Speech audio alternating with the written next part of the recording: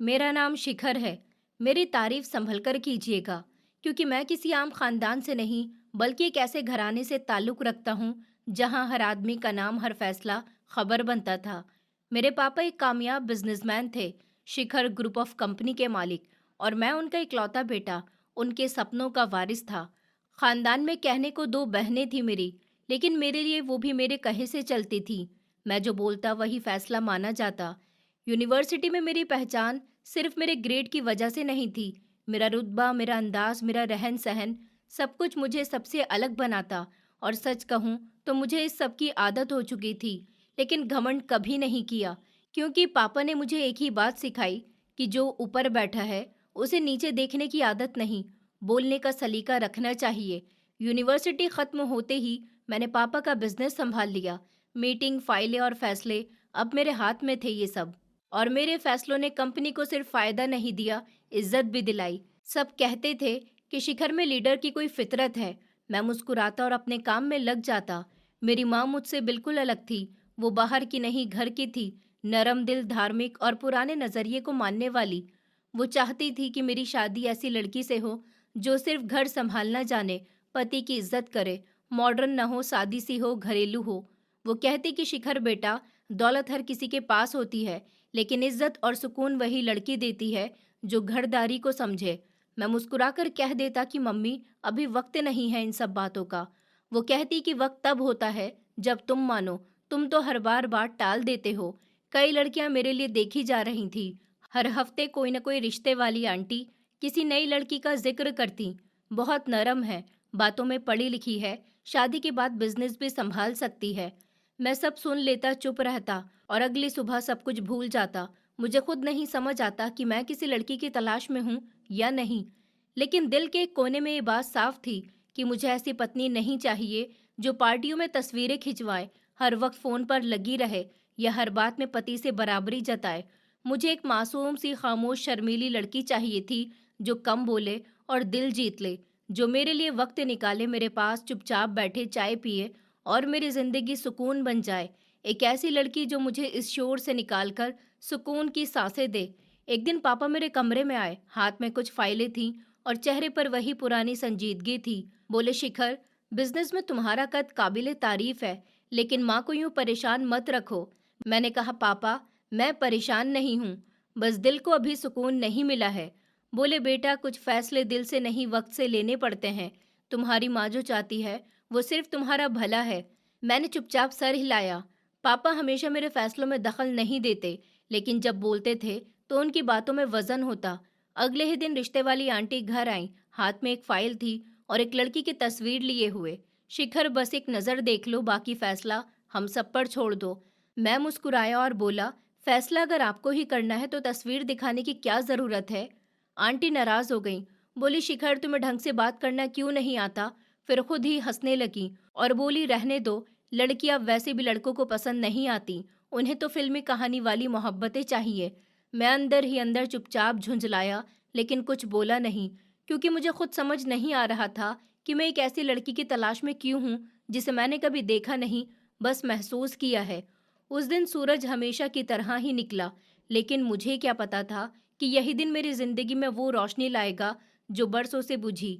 मैं गाड़ी से उतरा। मेरे हाथ में कुछ शॉपिंग बैग्स थे। गेट पर वही दो पुराने चौकीदार खड़े हुए थे। उन्होंने मुझे देखकर मुस्कुराते हुए नमस्ते किया। मैंने उनके कंधे पर हाथ रखा और अंदर चला गया। मैदान में बच्चे खेल रहे थे। कुछ लड़कियां रस्सी कूद रही थी, कुछ छोटे छोटे बच्चे स्लाइड पर थे। लेकिन मेरी नज़र एक तरफ जाकर ठहर गई। वहां एक पेड़ के नीचे सफ़ेद दुपट्टा ओढ़े कुछ बच्चों के बीच एक लड़की बैठी थी। उसका चेहरा धूप और छांव के बीच किसी अधूरे सपने जैसा लग रहा था। वो बच्चों से बातें कर रही थी, उनके चेहरे पर हंसी थी। उसकी आवाज़ शायद मेरे कानों तक नहीं आई, लेकिन वो मंजर मेरे दिल में उतर गया। मैं थोड़ी देर वहीं खड़ा रहा। बैग हाथ में था, लेकिन नजरें उसकी तरफ अटकी हुई थी। दिल ने पहली बार खुद को बेकाबू महसूस किया और खुद से पूछा, ये कौन है। बच्चों ने मुझे देखा और शोर मचाते हुए मेरी तरफ दौड़ पड़े। शिखर भैया आ गए। मैं मुस्कुराया, बैग नीचे रखा और उनके साथ बैठ गया। उन्हें चॉकलेट्स दिए, कपड़े दिखाए, किताबें बांटी, लेकिन मेरा दिल तो अभी भी उसे सफ़ेद दुपट्टे वाली लड़की के पास अटका हुआ था। बच्चों की हंसी के बीच जब मैंने दोबारा से उसकी तरफ नज़र की तो वो लड़की मुझे देख रही थी। लम्हा भर के लिए हमारी नज़र मिली और उसने फौरन अपनी नज़रें झुका ली। फिर वो बच्चों के बीच से उठकर अंदर चली गई। धीरे धीरे, ऐसे जैसे हवा के झोंके में कोई नरम फूल खिल रहा हो, मैंने महसूस किया कि मेरे अंदर कुछ बदल गया है। शिखर, क्या तुम सच में इम्प्रेस हो गए हो? मैंने अपने दिल में सोचा और मौका देखकर एक कर्मचारी से पूछा कि ये लड़की कौन है जो अभी गई है। उसने जवाब दिया, सर, ये तो यहाँ रोज आती है, बच्चों के साथ वक्त बिताती है, उनके लिए चीजें लाती है, बहुत ही ख्याल रखती है। मैंने कहा, नाम क्या है उसका? मैंने बेचैनी से पूछा। वो कहने लगा कि हम सब उन्हें दीदी कहकर ही बुलाते हैं, कभी अपना नाम सही से बताया ही नहीं उन्होंने। वो बहुत ही शरीफ और खामोश स्वभाव की लड़की है। मेरे दिल को जैसे किसी ने तसल्ली दे दी हो। जो लड़की बाहर से इतनी नरम है, वो अंदर से कितनी खूबसूरत होगी। उस दिन के बाद जैसे मेरा शेड्यूल ही बदल गया। जहाँ पहले अनाथ आश्रम महीने में एक बार जाना होता था, अब वो हफ्ते का हिस्सा बन गया था। मैं उसी वक्त वहाँ जाता जब वो सफ़ेद दुपट्टे वाली लड़की वहाँ मौजूद होती।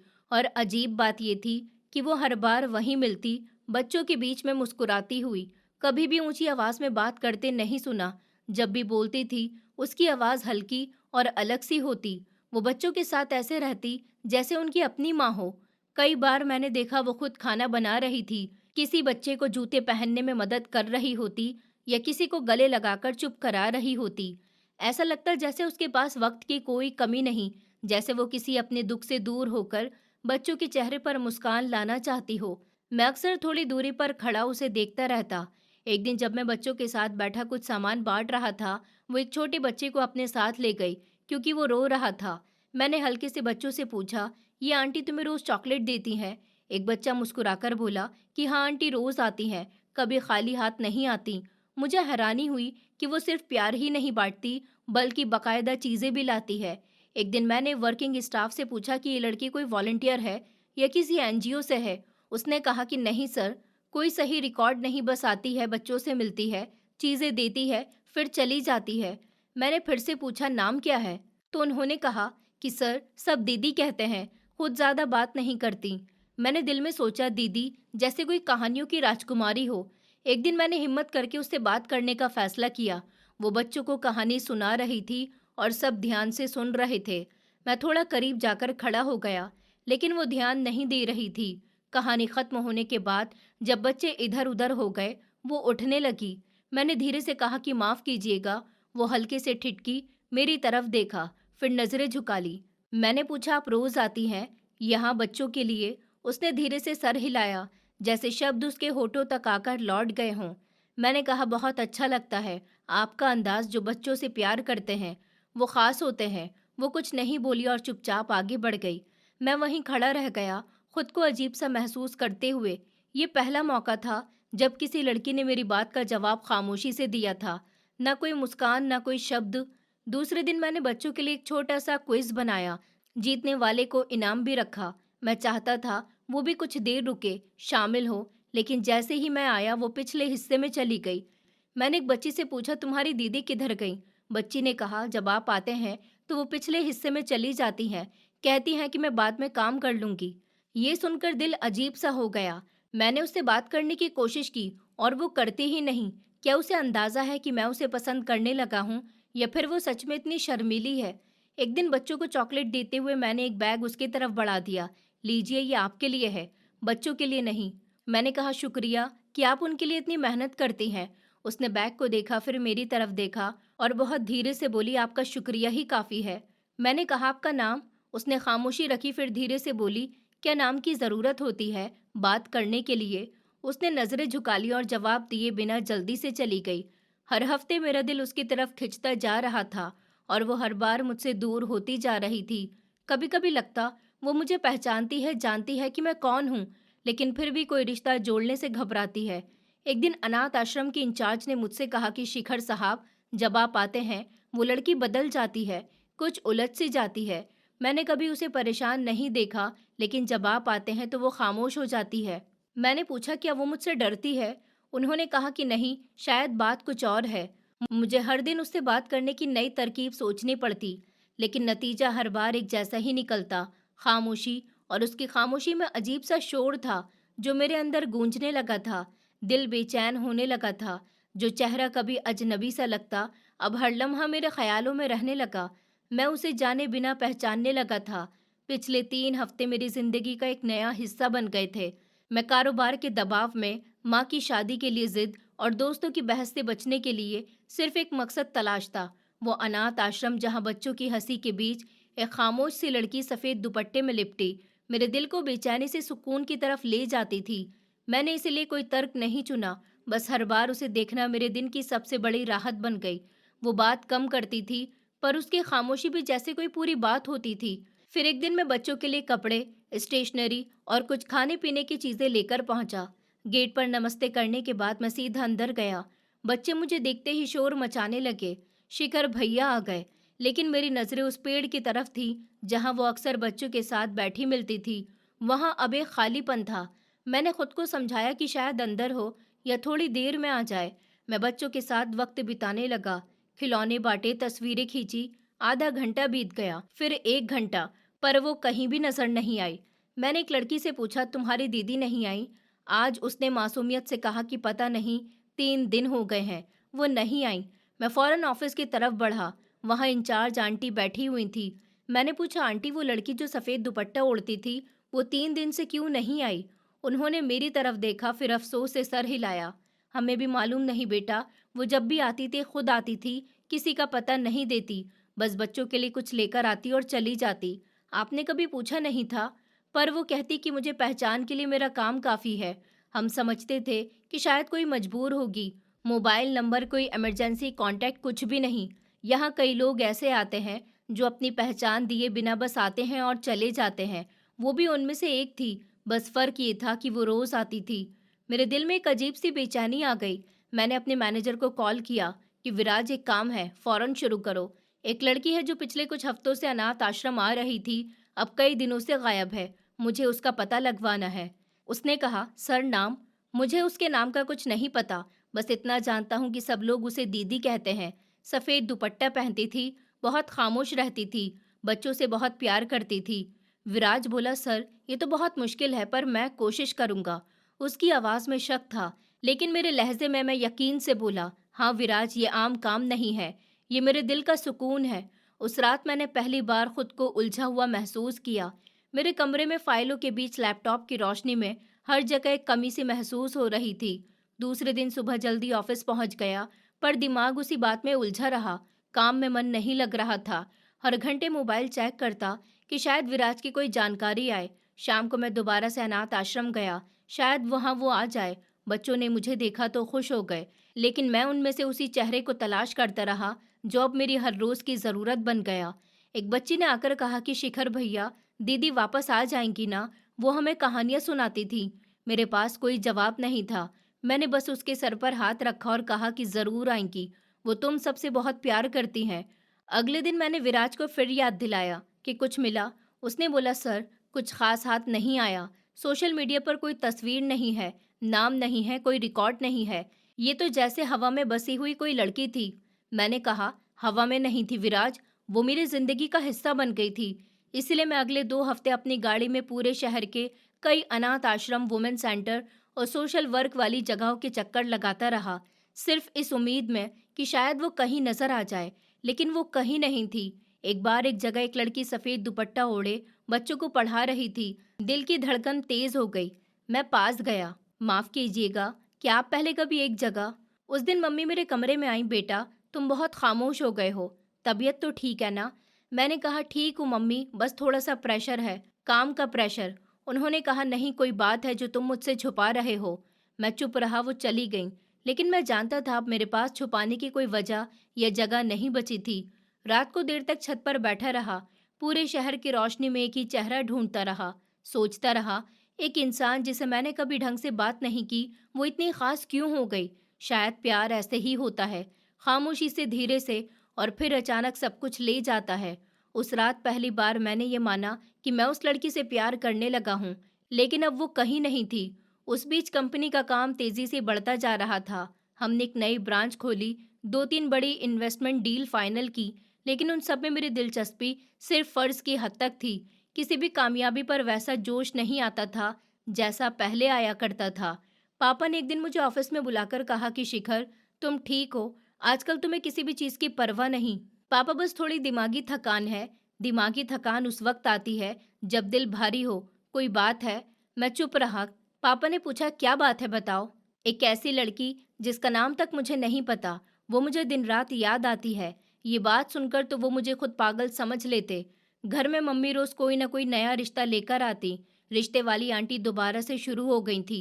एक शाम जब मैं घर पहुंचा तो ड्राइंग रूम में दो औरतें और एक नौजवान लड़की मौजूद थी। मम्मी ने मुझे बैठने का इशारा किया। ये शिखर है। मैंने खामोशी से नमस्ते किया और बिना बैठे अपने कमरे की तरफ बढ़ गया। मम्मी मेरे पीछे आई। क्या तरीका है ये मेहमानों के सामने ऐसी बदतमीजी करने का? मम्मी, मैंने कहा था ना कि अभी मेरी शादी का कोई इरादा नहीं है। वो कहने लगी, तो कब है इरादा? 1 साल हो गया, तुम हर बार इनकार कर देते हो। मम्मी, बस मुझे वक्त चाहिए। वक्त? शिखर, तुम्हारे दोस्तों के भी बच्चे हो गए और तुम अभी भी वक्त मांग रहे हो। मैंने चुप रहना बेहतर समझा और मम्मी नाराज होकर चली गई। रात को विराज ने कॉल किया, सर एक छोटा सा सुराग मिला है।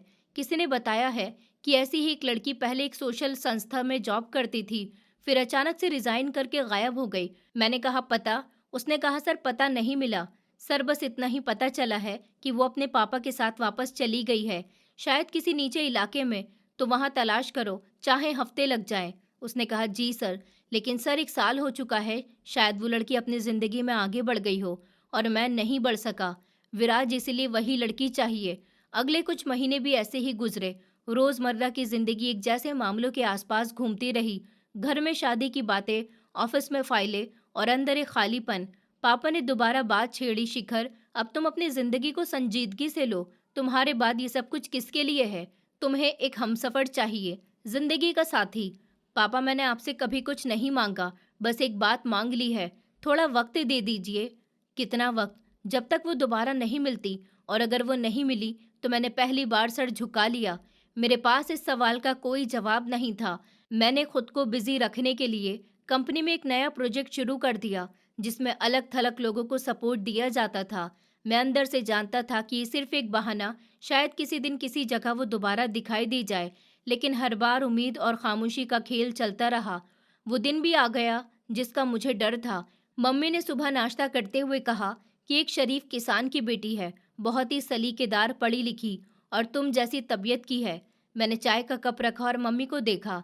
दीवार से भी ज्यादा सख्त होती है। उसी शाम रिश्ते वाली आंटी को भी घर पर देखा। हाथ में तस्वीरों का पुलिंदा लिए बैठी हुई थी। उन्होंने एक तस्वीर मेरी तरफ बढ़ाई। ये है वो लड़की, तुम्हारे पापा भी हाँ कर चुके हैं, बस अब तुम भी देख लो। मैंने एक नज़र तस्वीर पर डाली। सादा से कपड़े, हल्की सी मुस्कान, पीछे देहाती सा मंजर, गांव की है। मैंने बस इतना पूछा कि है क्या इसमें? मम्मी कहने लगी कि तुम जैसी पढ़ी लिखी समझदार सब कुछ है इसमें। और मेरी पसंद, मेरी मर्जी। तुम्हें अपनी पसंद का कुछ पता भी है?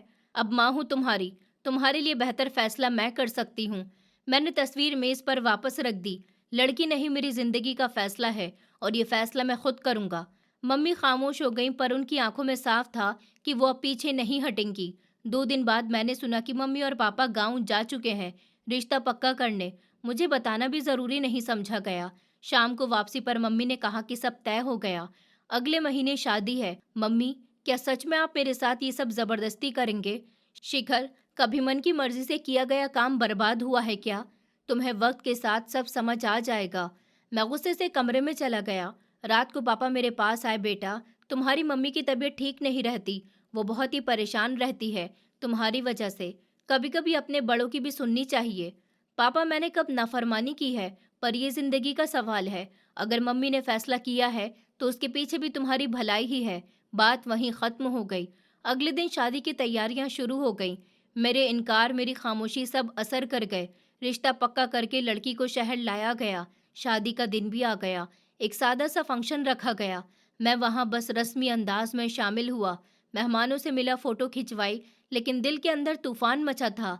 मैंने दोस्तों से कुछ नहीं कहा, बस विराज एक तरफ खड़ा था, खामोश लेकिन सब समझ रहा था। शादी हो गई। सबने मुझे आशीर्वाद दिए।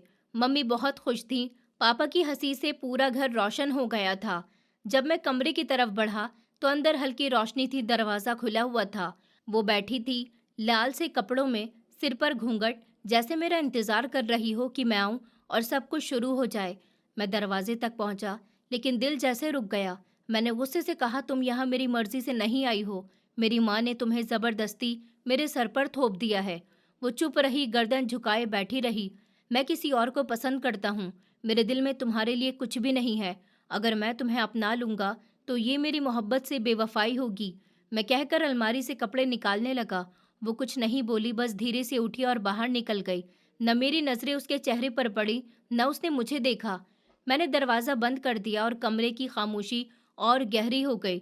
दूसरे दिन सुबह मम्मी कमरे में आई तो मैंने उन्हें कमरे से निकाल दिया। ये क्या हरकत है शिखर? मम्मी, मैंने पहले ही मना किया था ना कि ये शादी आपकी जिद से हुई, मेरी मर्जी से नहीं। ये कोई जिम्मेदारी नहीं है जो जबरदस्ती उठा लूं। मम्मी, क्या आप मेरी जिंदगी चाहती हैं या फिर सिर्फ आपकी मनचाही रस्में पूरी हो जाएं? तुम्हारी ये जिद हमें भी परेशान कर रही है। अब तुम्हें उसे अपनाना पड़ेगा, चाहे तुम्हें पसंद हो या नहीं। मैं कुछ नहीं बोला, खामोशी से छत पर चला गया। शादी को 3 दिन हो चुके थे। घर में खुशी का माहौल था। मम्मी बार बार मेहमानों को बता रही थी कि लड़की कितने सलीके वाली है, कितनी खामोश है, हर काम में उनका साथ देती है। और मैं हर बात सुनता हूँ जैसे वहाँ मौजूद हूँ, लेकिन मेरा मन कहीं और भटक रहा है। उसने मेरे सामने आने की कभी कोशिश ही नहीं की। जब भी मैं घर आता वो कहीं गायब हो जाती। मम्मी कभी कुछ कहने की कोशिश करती, लेकिन मेरे चेहरे का असर देखकर चुप हो जाती। उसी रात मम्मी ने साफ कहा कि शिखर, अब बस बहुत हो गया। तुम मर्द हो, वो हमारे घर की बहू है। अगर तुमने ही उसे इनकार कर दिया तो वो लड़की कहाँ जाएगी? मैं खाना खा रहा था, मम्मी ने प्लेट खींच ली। अभी के अभी उसके पास जाओ, वो तुम्हारी पत्नी है, तुम्हारा हक है। मैं उठा, दरवाजा खोला और कमरे में दाखिल हुआ। वहां हल्की रोशनी थी। वो बैठी थी, हाथ प्रार्थना के लिए जोड़े हुए थे, चेहरा आसमान की तरफ था। मैं कुछ लम्हे दरवाजे पर ही खड़ा रहा। उसकी कमर मेरी तरफ थी। मैंने धीरे धीरे कदम बढ़ाए। प्रार्थना में क्या मांग रही हो? कि तुम्हारा पति तुम्हें अपना ले? मैंने कड़वाहट से कहा।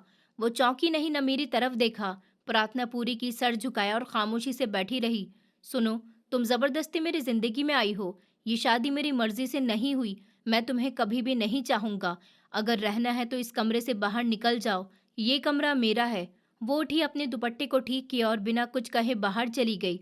मैंने दरवाजा बंद कर दिया और जैसे पूरे कमरे में सन्नाटा बिछ गया। रात का पहला पहर था। मैं बेड पर बैठा अपनी सांसों की गिनती करता रहा। मोबाइल उठाया, पुरानी तस्वीरें देखी, अनाथ आश्रम के बच्चों के साथ, और फिर वो चेहरा जो अब तक मेरी जिंदगी से गायब है। मैं खुद से सवाल करने लगा, क्या सच में इतना सख्त दिल हो चुका हूँ कि किसी लड़की की इज्जत, उसके जज्बात, उसका लिहाज कुछ भी महसूस नहीं करता? फिर खुद ही जवाब दिया, नहीं, मैं बस बेबस हूँ। ये सब मेरी मर्जी से नहीं हुआ, ये सब जबरदस्ती है। कमरे की खामोशी जैसे मेरे अंदर उतर रही थी। मैं उठा, खिड़की के पास गया। नीचे बैठक में वो लड़की चादर ओढ़े बैठी थी, शायद सोच रही थी। अगले दिन सुबह मम्मी किचन में थी। वो उनके साथ आटे में हाथ डालकर रोटियां बेल रही थी। मम्मी ने मुझे देखकर कहा, बेटा नाश्ता करो, तुम्हारी पत्नी ने आज अपने हाथों से बनाया है। मैं बिना कुछ कहे टेबल पर बैठ गया। नाश्ता किया, लेकिन दिमाग कहीं और था। वो चुपचाप काम में लगी रही, जैसे मैं वहां हूं ही नहीं। और मैं भी उसे पूरी तरह नजरअंदाज करके नाश्ता करने लगा। दोपहर में विराज की कॉल आई, सर कल की मीटिंग कंफर्म है, 2 बजे के करीब निकलेंगे। ठीक है, तैयार रहना। शाम को एक दोस्त आया जो शादी में नहीं आ सका था। यार मुबारक हो, सुना है बहुत सीधी सादी लड़की है जिससे तुम्हारी शादी हुई है, एक गांव की। कैसी जा रही है शादी? मैंने मुस्कुराकर कहा, जैसे जबरदस्ती करवाई गई हो। अरे यार, वक्त सब सिखा देता है। मुमकिन है तुम दोनों एक दिन बहुत खुश रहो। मैं हंस पड़ा। अगर वो दिन आया तो सबसे पहले तुझे ही बताऊंगा। रात को फिर वही मंजर, मैं अपने कमरे में, गेस्ट रूम में वो। फिर एक दिन मम्मी मेरे कमरे में आई। तुमने अब तक उसे अपनाया क्यों नहीं? क्या वो हर दिन तुम्हारा इंतजार नहीं करती? मम्मी, मैं उसे कैसे अपना लूं? मेरे दिल में वो है ही नहीं। तो तुम उसका चेहरा भी नहीं देखे? उसे मौका तो दो। जिसके लिए दिल में जगह न हो उसे कितना भी करीब ले आओ, अजनबी लगता है मम्मी। उनकी आंखों में हैरानी साफ थी। काफी दिनों तक ये मामला चलता रहा। वो मेरे सामने नहीं आती। मैं उसे नजरअंदाज करता रहा। हम एक ही घर में दो अलग दुनिया में रहने लगे। मैं ऑफिस से वापस आया। वो छत पर कपड़े सुखा रही थी। मैंने उसे काम करते हुए देखा ही नहीं। फिर बोली, जहाँ रिश्ता होता है वहाँ घर होता है। मैं पलट गया, जैसे जवाब सुनने की सख्त नहीं थी। उस रात में देर से कमरे में आया, थका हुआ, उलझा हुआ। दिल में एक ही सवाल था, क्या सच में सही कर रहा हूँ? लेकिन जवाब देने वाला कोई नहीं था। और ऐसे ये तकलीफ खामोश और गहरी मेरी रोजमर्रा का हिस्सा बन गई। कुछ महीने गुजर चुके थे। मेरे और उसके बीच दूरी जो थी वो बढ़ती जा रही थी। घर में सब कुछ मामूल के मुताबिक चल रहा था, पर हमारे बीच कोई भी ताल्लुक, कोई बातचीत, कोई नजरें मिलाने की मोहब्बत नहीं आई। वो रोज नाराज होती है। कौन सी शादी है शिखर? तुम पति हो ना? वो पत्नी। मैं खामोशी से कमरे से निकल जाता या अखबार का सहारा ले लेता। एक दिन मम्मी ने गुस्से में आकर कहा, तो सुनो, बेटियों की शादी करके माँ बाप अपना फर्ज समझते हैं और यहाँ तुम हो कि उसे अपना तक नहीं रहे। मैंने जवाब दिया, मम्मी, मैंने साफ मना कर दिया था कि ये शादी मेरी मर्जी से नहीं हो रही थी। मर्जी तो उसी दिन तुम्हारी थी जब तुम हर रिश्ता ठुकरा रहे थे। अब इसके साथ शादी हुई है तो उसे कम से कम इज्जत तो दो। इज्जत मैंने कभी छीनी नहीं मम्मी, लेकिन दिल से जो दूर है उसे करीब लाकर क्या होगा। और उस दिन के बाद वो भी रोज रोज खामोश होती चली गई थी। वो लड़की जिसे अब सब बहू कहकर पुकारते थे, घर में सबका ख्याल रखती, सुबह उठकर मम्मी के साथ नाश्ता तैयार करती, पापा के लिए चाय लेकर आती, सफाई करती और शाम को बैठक के पौधों को पानी देती। लेकिन मेरे लिए वो सिर्फ एक अजनबी थी, एक ऐसी मौजूदगी जिसे मैं अजीब नजरों से देखता। एक दिन मैंने उससे किताबें शेल्फ में रखवा ली। शायद वो जान ले, लेकिन मेरी मौजूदगी में कुछ ना बोलना ही बेहतर है। मम्मी की एक पुरानी सहेली आई हुई थी। बहुत ही प्यारी बहू है तुम्हारी, ये तो सबर वाली, समझदार। मम्मी हल्की सी हंसी हंसी। हाँ, बहुत प्यारी है, बस शिखर की आंखों से उसे देखने की नौबत ही नहीं आई। आंटी ने चौंक कर कहा, क्या मतलब? अभी तक? मम्मी ने बात को बदल दिया, लेकिन मैं वहीं करीब खड़ा हुआ था, सब सुन लिया। रात को विराज की कॉल आई। सर, नया प्रोजेक्ट है, सिंगापुर के क्लाइंट्स आ रहे हैं, आपको अगले हफ्ते के टूर पर जाना होगा। ठीक है, तैयारी शुरू करो। जब मैंने मम्मी को बताया, वो कहने लगी कि अकेले मत जाओ, उसको भी साथ लेकर जाओ, शायद तुम दोनों को एक दूसरे को समझने का मौका मिले। मैंने कहा, वहाँ कोई फुर्सत नहीं, रिश्ते कोई तफरी नहीं होते शिखर। मगर तुम कब समझोगे? जब मैं ट्रिप से वापस आया तो मम्मी ने बताया कि तुम्हारी गैर मौजूदगी में वो पूरे घर को संभाल रही है, तारीफों वाला काम कर रही है। मैंने कहा, उससे किसने कहा? किसी ने नहीं कहा, वो खुद करती है। शायद उसे लगता है ये भी उसकी जिम्मेदारी है। मैं खामोश हो गया। कुछ देर बाद मम्मी ने धीरज से कहा, तुम उसे एक नज़र भी नहीं देखे? ये वही लड़की है जिससे तुमने शादी करी है। मम्मी, वो आम सी लड़की है, गांव की, मेरे लायक नहीं है। और तुम्हारे लायक क्या है वो, जो 1 साल से तुम्हें भूल नहीं पाई, वो जिसका पता भी तुम्हें नहीं है। मम्मी की आवाज़ सख्त हो गई। मैंने बात बदल दी थी। अब मेहमान आते तो वो इज्जत से सबको नमस्ते करती और वो खामोशी से एक कोने में बैठ जाती थी। सब उसकी तारीफ करते, कहते कि आपकी बहू बहुत ज़्यादा सुलझी हुई है। लेकिन मेरे दिल में अब भी एक दीवार थी, शायद कोई पुराना घमंड या फिर कोई ऐसा चेहरा जो ख्यालों से निकलने का नाम ही नहीं लेता था। वो दिन भी दस्तूर की तरह गुजरते जा रहे थे। ऑफिस की मीटिंग, घर की खामोशी और दिल में उलझन जो खत्म होने का नाम ही नहीं ले रही थी। उसने कभी शिकायत नहीं की, कभी सवाल नहीं किया, और मैं उसे देखकर भी अनदेखा करता रहा। एक रात में लैपटॉप पर काम कर रहा था जब फोन की घंटी बजी। स्क्रीन पर विराज का नाम देखकर मैंने कॉल रिसीव की और पूछा, हाँ विराज, सब ठीक है? दूसरी तरफ कुछ पल की खामोशी रही। फिर वो बोला, सर, वो लड़की मिल गई है।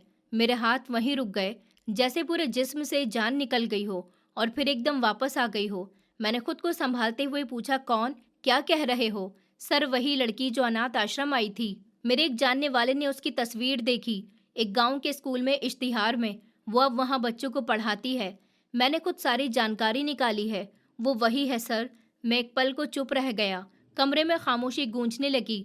फिर मैं उठा, अलमारी खोली, अपनी जैकेट निकाली और कहा, विराज, तुम्हें यकीन है? उसने कहा कि जी सर, एड्रेस भी है, मैं नोट कर चुका हूँ। वो एक गांव है, शहर से 2 घंटे की दूरी पर है। मैंने आपके लिए रास्ते का इंतजाम भी कर लिया है। विराज, अब सुबह का इंतजार नहीं हो रहा, हम अभी चलते हैं। नहीं सर, रात ज्यादा हो चुकी है, सुबह 6 बजे निकलेंगे, तुम तैयार रहना। जी सर।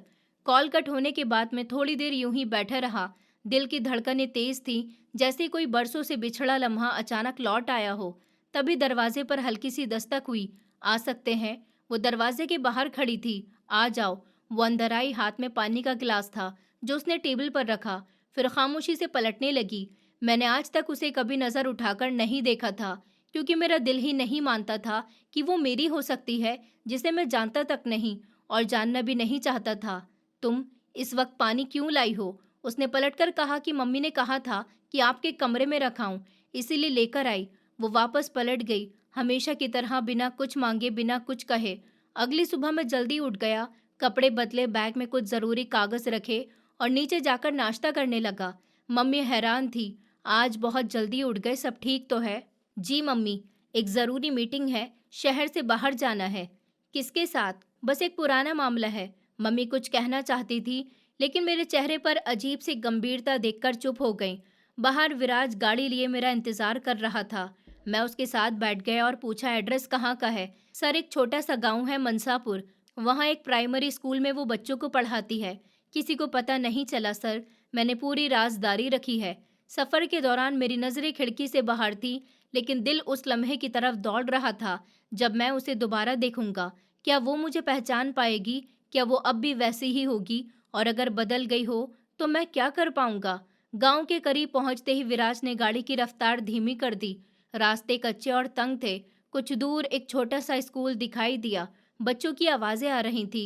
विराज ने गाड़ी रोकी और कहा कि सर, वो सामने वाले कमरे में पढ़ाती है। मैंने कल फोन पर बात की थी, वो आज वहीं मौजूद है। मेरे कदम थोड़े कांप रहे थे, लेकिन मैं आगे बढ़ा, स्कूल का गेट पार किया और उस कमरे के दरवाजे पर जाकर रुका।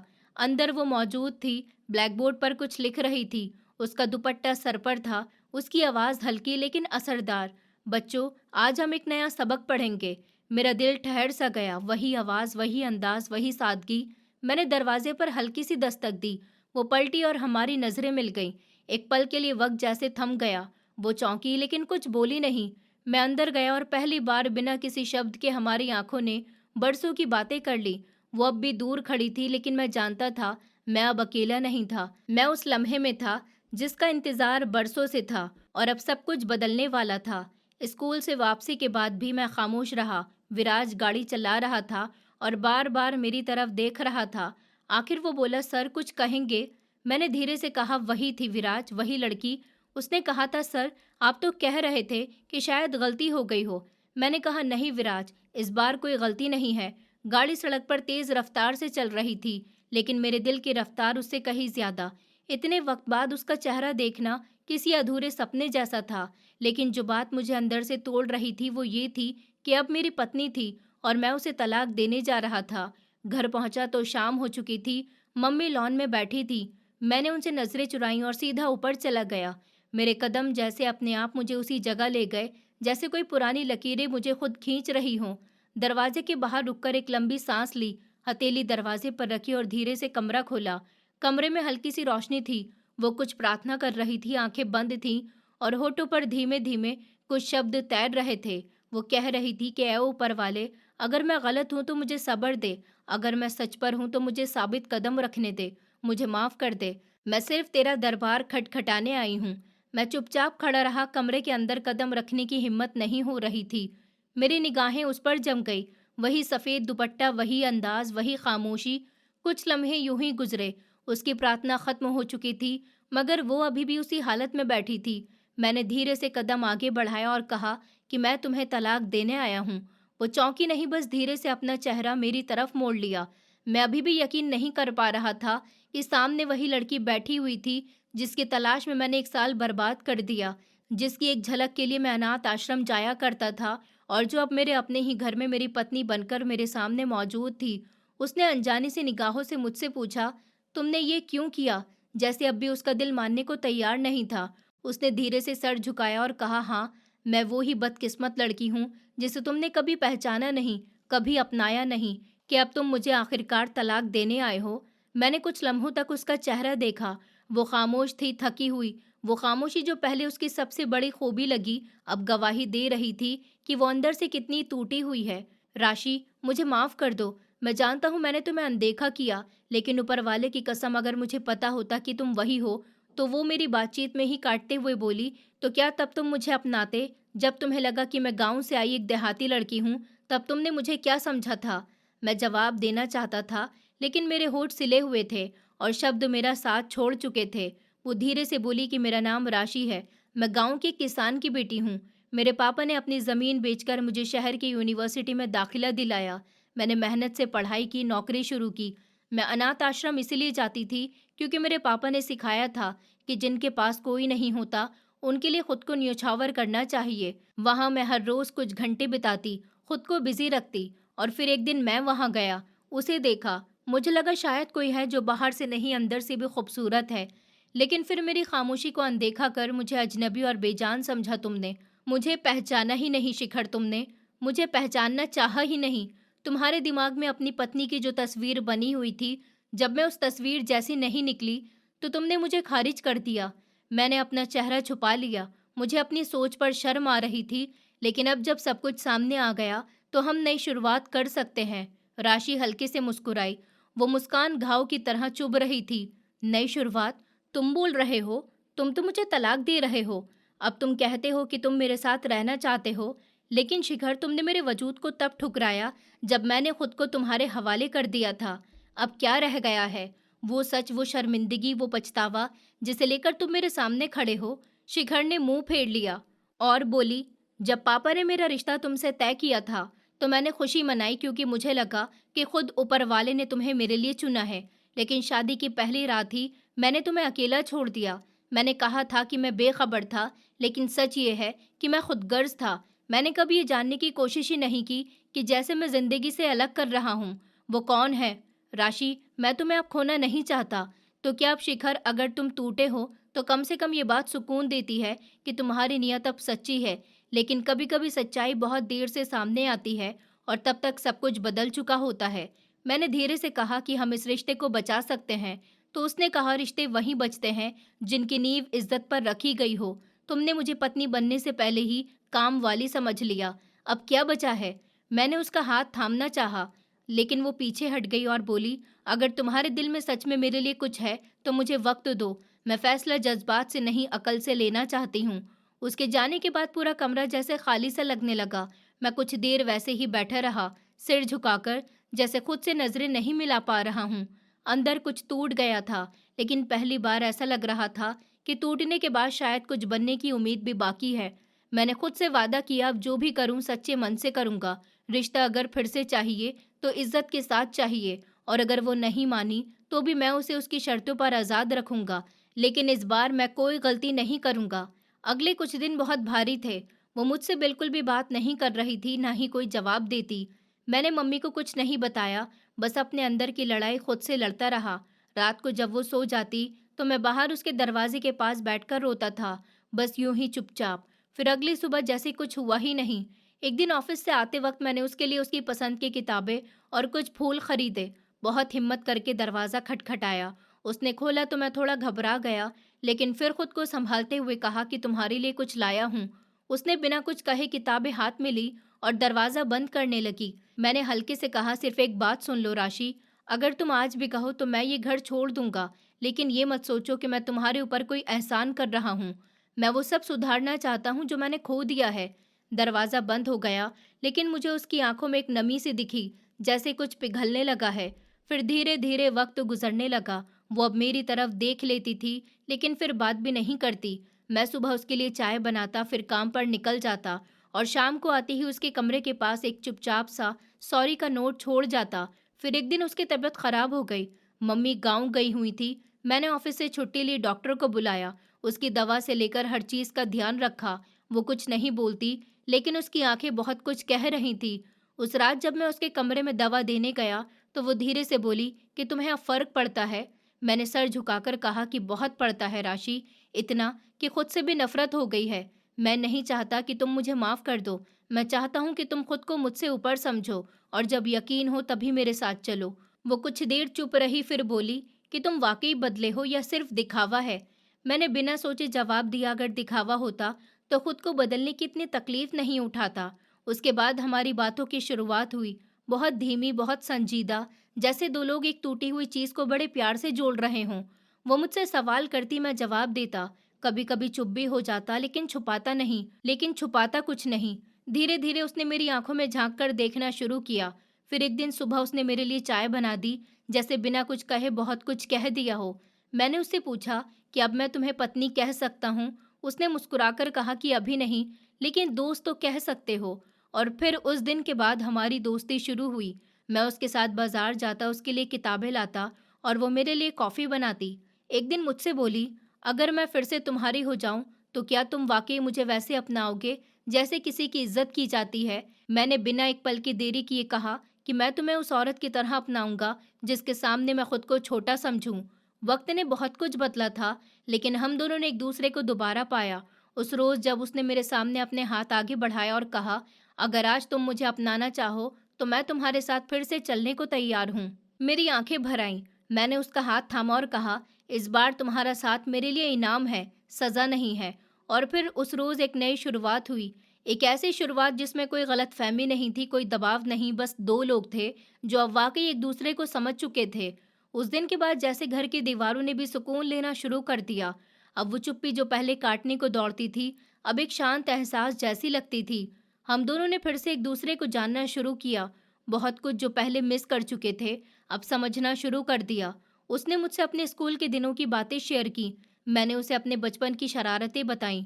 हमारी रातें अब सिर्फ नींद के लिए नहीं होती थी, वो साथ में बैठकर चाय पीने और बीते लम्हों को फिर से जीने का वक्त बन गई थी। एक दिन मम्मी लौट कर आईं और उन्होंने जब देखा कि हम दोनों अब एक दूसरे के करीब हैं, तो उनकी आंखों में वो राहत थी जो शायद उन्होंने दुआओं में मांगी थी। उन्होंने मुझे अकेले में बुलाकर कहा कि बेटा, गलती हर किसी से होती है, लेकिन उसे सुधारना हर किसी के बस की बात नहीं होती। मैं जानती हूँ तुमने उसे बहुत तकलीफ दी, लेकिन आज तुमने जिस तरह खुद को बदला है, उससे मुझे यकीन हुआ कि तुम वाकई उसे अब सिर्फ अपनी बीवी नहीं, अपनी जिम्मेदारी समझते हो। मैंने उनकी बात सुनी और पहली बार दिल से महसूस किया कि शायद अब मैं उस मर्द की तरह जी रहा हूँ जो अपनी औरत की इज्जत करना सीख गया है। एक शाम हम दोनों छत पर बैठे थे। हवा कुछ ज्यादा ही ठंडी थी। मैंने उसके कंधों पर शॉल रख दी तो वो थोड़ा सा मुस्कुरा दी। फिर अचानक मेरी तरफ देखकर बोली, क्या तुम अभी भी मुझसे दोबारा शादी करना चाहोगे? मैंने बिना एक पल भी सोचे उसके हाथ थाम लिया और कहा मैंने बिना एक पल भी सोचे उसके हाथ थाम लिया और कहा कि मैं तो रोज तुम्हारे साथ दोबारा शादी करना चाहूंगा। हर रोज हर सुबह फिर से तुम्हारा होना चाहता हूँ। उसने कुछ देर मुझे देखा और फिर सर झुकाकर कहा, तो फिर इस बार मैं मांग में सिंदूर तब भरवाऊंगी जब मुझे लगेगा कि अब की बार सिर्फ रंग नहीं, भरोसा भरा जा रहा है। मैंने उसका हाथ थामा और कहा, मैं हर उस दिन का इंतजार करूंगा जिस दिन तुम पूरी तरह मुझे अपना कह सको, और उस दिन मैं खुद को सबसे खुशनसीब समझूंगा। कुछ हफ्तों के बाद उसके जन्मदिन पर मैंने घर में छोटी सी पूजा रखी। मम्मी ने उसका ध्यान पूजा की तैयारी में लगाया और मैंने अपने कमरे में चुपचाप वही सिंदूर की डिब्बी निकाली जो हमारी पहली शादी में इस्तेमाल हुई थी। पूजा खत्म होने के बाद मैंने सबके सामने उसके पास जाकर कहा कि आज मैं तुम्हें फिर से अपना बना सकता हूँ। वो थोड़ी घबरा गई, लेकिन उसकी आंखों में प्यार देखकर उसने धीरे से कहा, हाँ। मैंने उसकी मांग में सिंदूर भरा। उस बार उसके चेहरे पर डर नहीं था, आंखों में आंसू नहीं थे, सिर्फ सुकून था। जैसे अब वो जान चुकी थी कि ये सिंदूर सिर्फ शादी की रस्म नहीं है, ये अब उसकी इज्जत, उसकी पहचान और उसका सम्मान है। मम्मी ने उसे गले लगाया और बोली, अब मुझे कोई डर नहीं, बस उसकी मुस्कान ही मेरी जीत है। उस दिन के बाद हमारे रिश्ते में कुछ और नहीं बदला, लेकिन जो बदल गया था वो था हमारा नजरिया। अब हम एक दूसरे के लिए जिम्मेदारी नहीं थे, हम एक दूसरे के साथी थे। अब हर सुबह वो मेरी कॉफी में अपने हाथों का स्वाद घोल देती थी और हर रात में उसके सपनों को अपनी बातों से सुला देता। अब हम बहस नहीं करते थे, बस बातें करते। हम अब शिकायतें नहीं करते थे, बस समझते थे। और शायद यही असली रिश्ता होता है, जहाँ शादी का मतलब सिर्फ साथ रहना नहीं होता, बल्कि हर रोज एक दूसरे के लिए नए सिरे से खुद को शामिल करना होता है। एक शाम बारिश के बाद की ठंडी हवा कमरे के अंदर तक आ चुकी थी। उसने खिड़की बंद की और चाय के 2 कप मेरे पास रखे, फिर खुद मेरी बगल में आकर बैठ गई। मैंने उसके कंधे पर सिर रख दिया और हम दोनों कुछ देर तक बिना कुछ बोले बस बाहर देखकर मुस्कुराते रहे। सामने टेबल पर हमारी पुरानी फोटो रखी थी, जिसमें हम दोनों शादी के वक्त झिझकते हुए एक दूसरे के बगल में खड़े थे। उसने वो फोटो उठाई और कहा कि देखो ना, कितना अजीबपन था इस तस्वीर में, जैसे दो लोग साथ तो हैं लेकिन दिल दूर थे। मैंने उसकी तरफ देखा और कहा, लेकिन आज जब मैं तुम्हें देखता हूँ तो लगता है कि मैं खुद को देख रहा हूँ। तुम अब मेरी आदत नहीं, तुम अब मेरी पहचान बन चुकी हो। उसने धीरे से मेरी उंगलियों को थाम लिया और बोली, मुझे डर लगता था कि तुम फिर से बदल जाओगे, लेकिन अब लगता है कि तुम जो आज हो वही तुम्हारा असली रूप है। मैंने हल्के से उसके माथे पर हाथ फेरा और कहा, मुझे भी डर था कि तुम कभी माफ नहीं कर पाओगी मुझे, लेकिन आज वो जिस तरह मेरे साथ बैठी है, वो मेरी हर गलती की माफी से बड़ी है। तभी बिजली चली गई और कमरा अंधेरे में डूब गया, लेकिन उस अंधेरे में भी उसका चेहरा साफ दिख रहा था, जैसे अब हमारे बीच कोई पर्दा, कोई फासला नहीं रहा। उसने कहा, चलो ना, टॉर्च जलाते हैं। मैंने कहा, नहीं, इस अंधेरे में तुम्हारा चेहरा जो इतना रोशन है, मुझे किसी और रोशनी की जरूरत नहीं। उसने हंसते हुए मुझे हल्के से धक्का दिया और कहा, चलो भी, बड़ा फिल्मी हो रहा है ये सब। मैं मुस्कुराया और कहा कि फिल्मी हूँ, लेकिन कहानी सच्ची है। उस रात हम दोनों उसी अंधेरे में पुराने एल्बम पलटते रहे। कभी कोई फोटो देखकर मुस्कुरा देते, कभी एक दूसरे की तरफ देखकर चुप हो जाते। कुछ लम्हे ऐसे होते हैं जिन्हें कोई शब्द बयान नहीं कर सकते, बस वो आंखों में उतर जाते हैं और दिल में हमेशा के लिए रह जाते हैं। वो शाम बस एक शाम नहीं थी, वो हमारी जिंदगी का वो मोड़ था जहां हम पहली बार बिना कहे सब कुछ कह चुके थे। मैंने जिंदगी में बहुत कुछ देखा, बहुत कुछ समझा, पर सबसे बड़ी सीख मुझे उसी से मिली जिसे मैं कभी समझ ही नहीं पाया। मैंने सोचा था प्यार एक एहसास है जो बस खूबसूरत चेहरे से होता है, पर अब समझ आया कि प्यार एक सुकून है जो सिर्फ सच्चे दिल से होता है।